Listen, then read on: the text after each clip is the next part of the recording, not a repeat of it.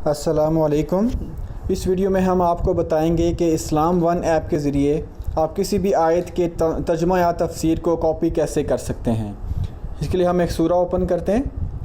تو مثال کے طور پر اگر آپ سورہ فاتحہ کی آیت نمبر 2 کے ترجمہ کو کاپی کرنا چاہتے ہیں تو اس کے آپ عربی متن پر جب آپ ٹچ کریں گے تو ایک مینیو اوپن ہوگا۔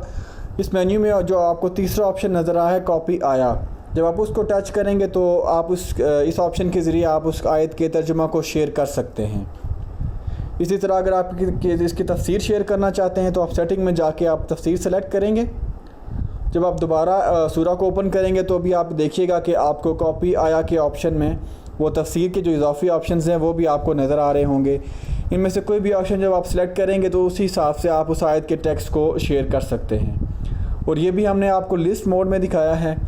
اگر آپ سلائڈر موڈ میں ہیں اور آپ آیت کا ٹیکسٹ شیئر کرنا چاہتے ہیں تو اسی طرح آپ سورہ اوپن کریں گے اور اس میں سے جو آیت کے جو عربی متن ہے جب آپ اس کے اوپر ٹچ کریں گے تو اسی طرح مینیو اوپن ہوگا اور اس میں سے جو تیسرا آپشن ہے کاپی آیا وہ آپ سلیکٹ کریں گے تو آپ کو آیت کاپی کرنے کے جو سارے آپشنز ہیں وہ یہاں پہ آپ کو اویلیبل ہوں گے، جس کے ذریعے آپ آیت کے ٹیکسٹ کو اس کے ترجمہ و تفسیر سمیت آپ اس کو کاپی کر سکتے ہیں۔